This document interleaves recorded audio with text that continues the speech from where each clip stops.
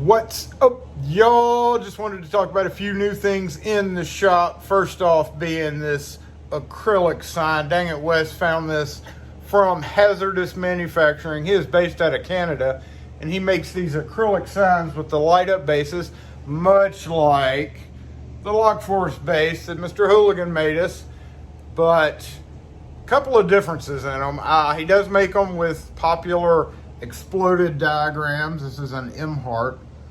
The base, however, I'm not overly thrilled with, and you see how I have this black thing behind it. We actually have two versions. One of them went to the house. We have two versions of the Lock Force sign. The first one had a clear backer, and then the second one came in with a black background, which really makes it pop, which is why I have this like fabric sheet I got from the hobby store. I'm gonna cut it. I'm eventually gonna get around to cutting out a section of it and putting it right behind it, because it just makes it stand out a lot better. It wouldn't be a big deal if it was up right up against a wall that had like a solid color, but because of how I have to have it sitting, this is really the best place that I could find for this. And also it has a switch on it, which makes you push the button to turn it on.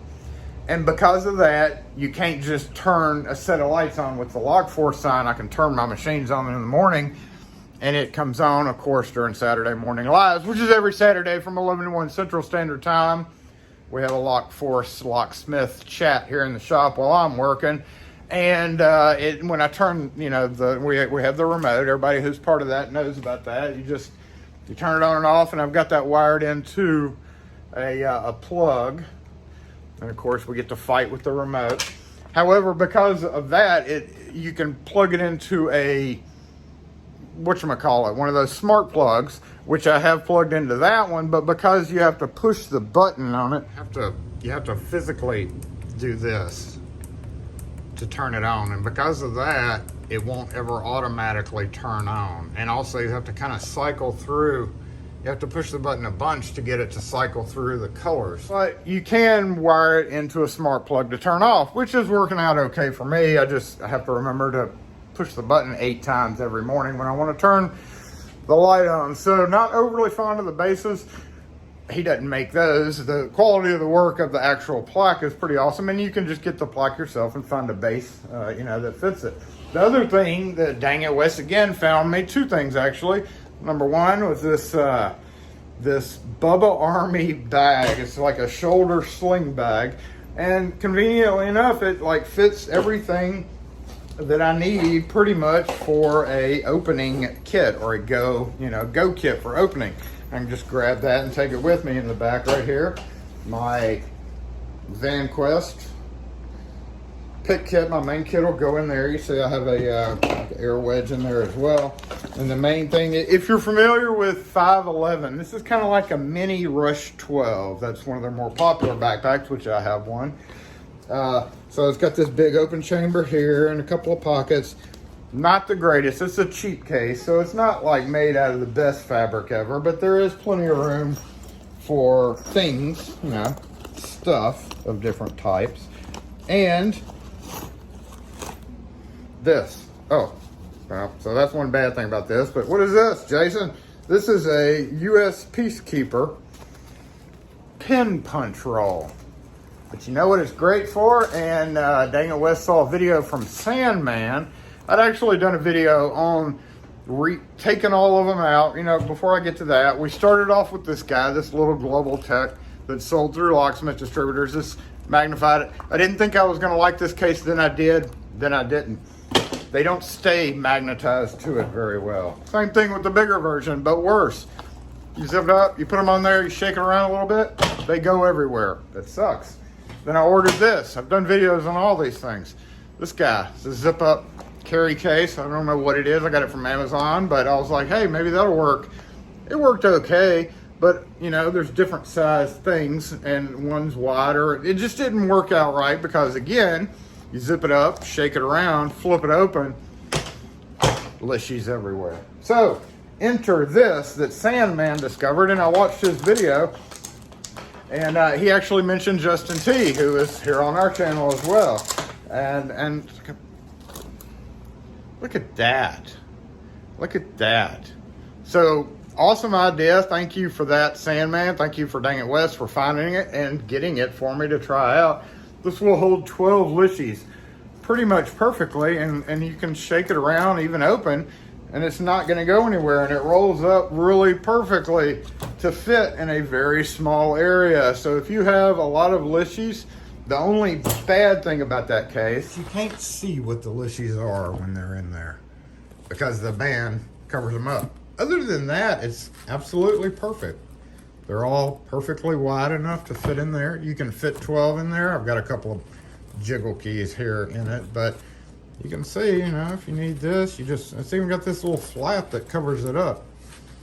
It kind of protects the arms a little bit, especially for the longer ones, but you know, you would have to kind of pull it out a little bit to see which ones, and unless you remembered where each one was. But so look at that. I mean, talk about I don't think we're gonna find a more perfect solution for carrying Lishis.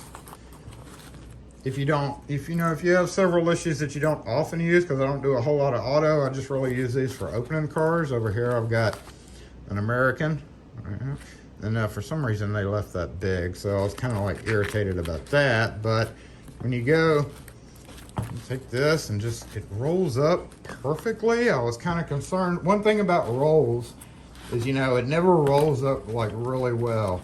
One thing I would like to see with this is, instead of one big flap, is maybe have two flaps on this side, because see, when you do that, it kind of pokes out like that. So, you know, it'd be great if this was maybe a full flap of Velcro. You could maybe modify it for that. But in the meantime, it fits way better than this ridiculously big thing, or this ridiculously big thing.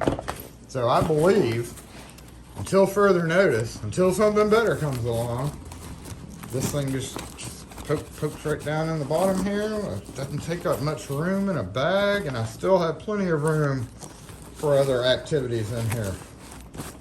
Perfect. So that's it, the U.S. Peacekeeper pin punch roll. Pretty neat. Of course, still keep the common Schlage and Quickset Lishis in my main pick kit, because, you know, if I'm just going to open a house, I don't want to carry this whole thing. I don't need like all those keys and everything that are in there, and other various tools. Normally, 90% of the time, I can do everything with the stuff that's in this guy. So having a bag that I can, you know, if I think I might need more with me, if I think I'm gonna need this, I can just drop this down in there, grab my bag,